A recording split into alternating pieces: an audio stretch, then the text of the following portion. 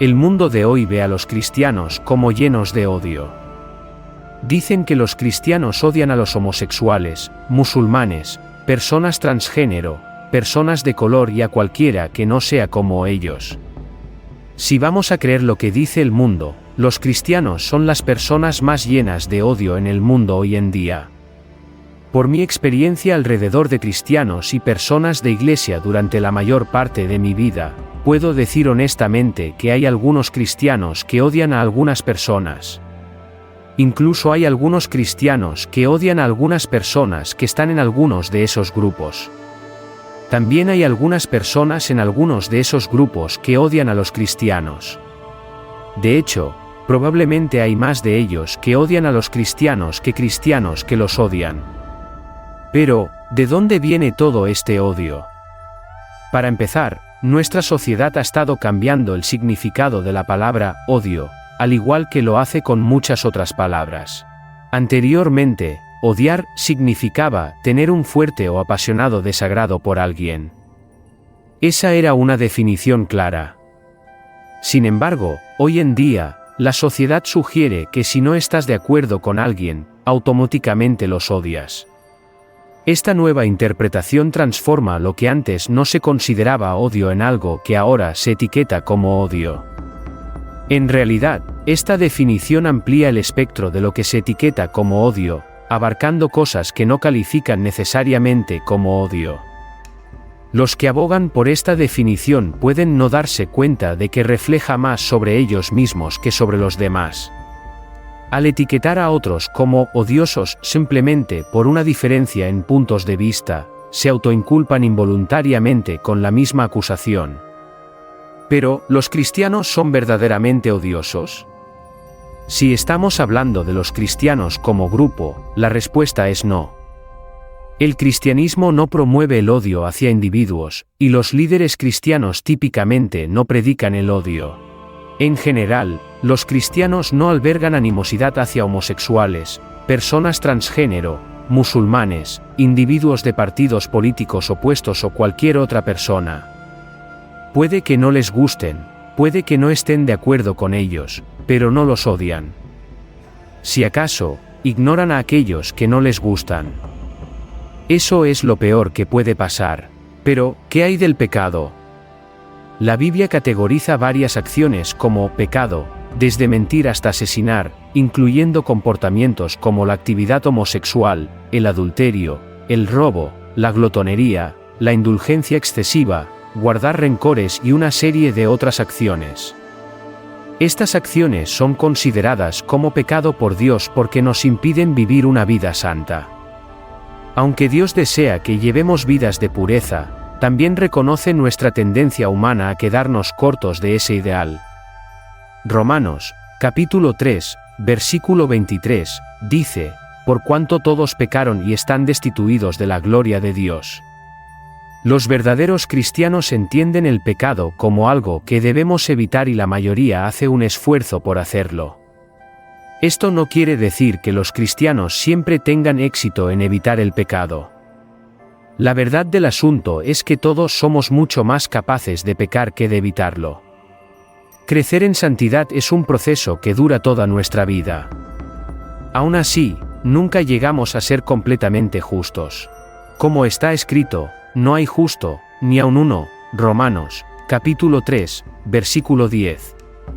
Dios es la autoridad suprema en lo que constituye el pecado y lo que no. Cuando los pastores y predicadores hablan sobre el pecado, simplemente están cumpliendo con su deber al educar y guiar a las personas para que eviten comportamientos pecaminosos. Esto no es un acto de odio, más bien, es una expresión de cuidado y amor. Al guiar a las personas lejos de acciones que Dios ha identificado como indignas, esencialmente las están ayudando a llevar una vida mejor alineada con las enseñanzas de Dios. Cuando examinamos los comportamientos que Dios etiqueta como pecado en la Biblia, y hay numerosas instancias, descubrimos que estas acciones generalmente no están en nuestro mejor interés.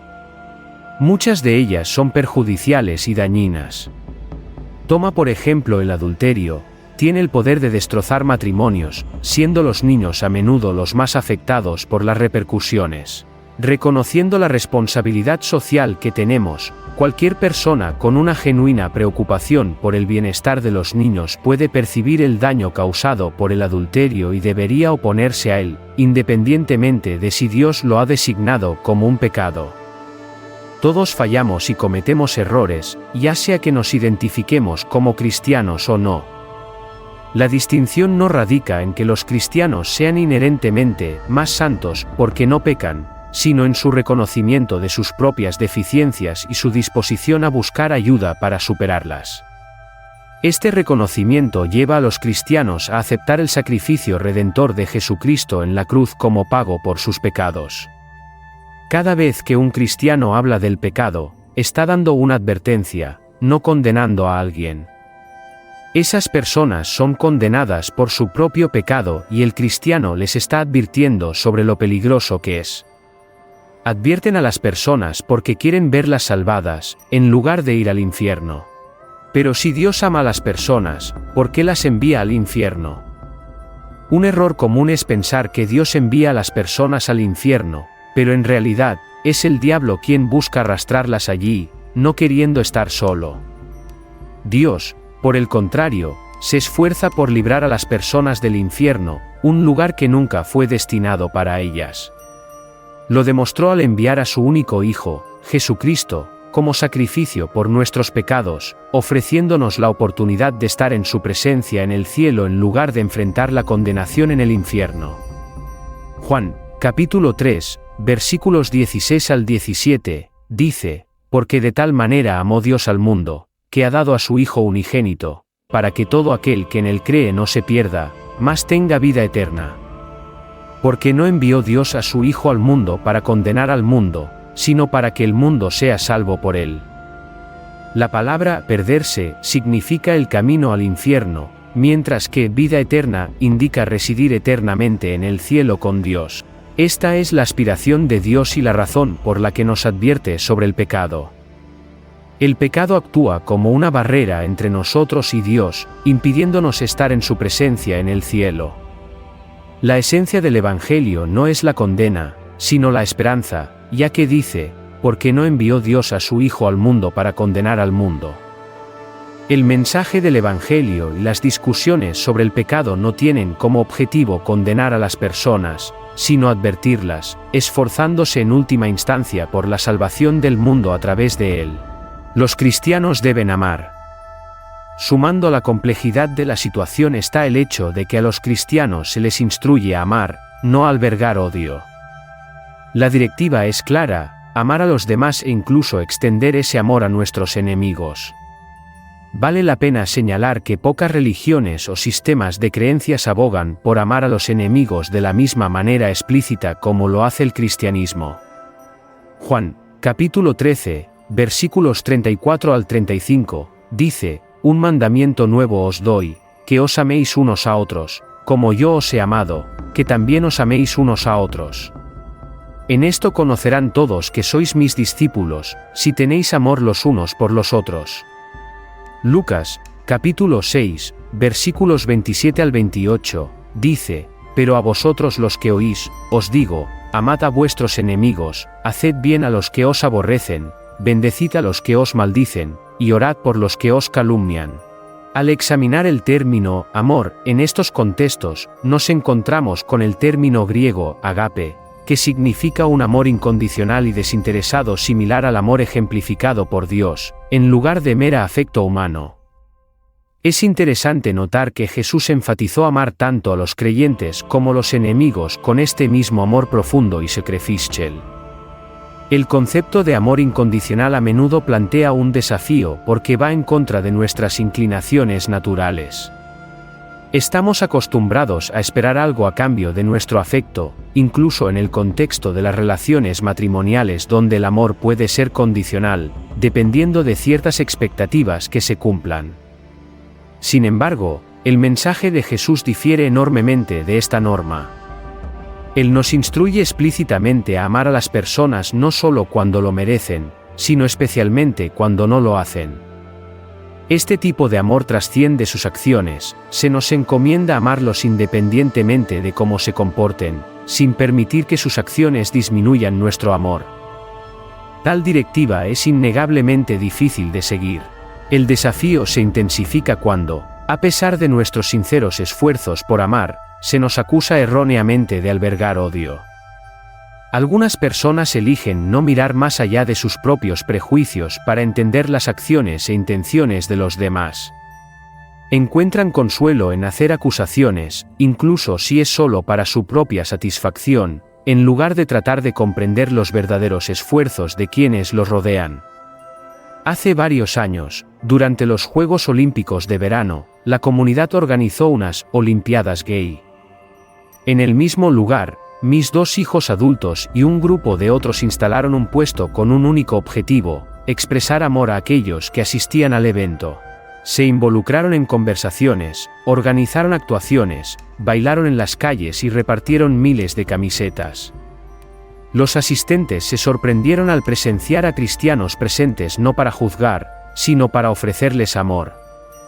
Les habían dicho durante años que los cristianos los odiaban, pero ahora estaban viendo por sí mismos que el odio no estaba presente. Quizás toda la idea de que los cristianos odian a otros es solo así. A las personas se les ha informado repetidamente que los cristianos albergan animosidad hacia ellos, y esta creencia se ha arraigado en su comprensión. En lugar de observar a los cristianos tal como son en realidad, los etiquetan preventivamente como odiosos, sin considerar sus acciones. Su enfoque en buscar odio les impide reconocer el amor cuando está presente. ¿Qué es realmente el amor? La razón por la que las personas podrían no percibir las acciones de los cristianos como actos de amor podría ser porque tienen una comprensión diferente del amor en comparación con la definición bíblica.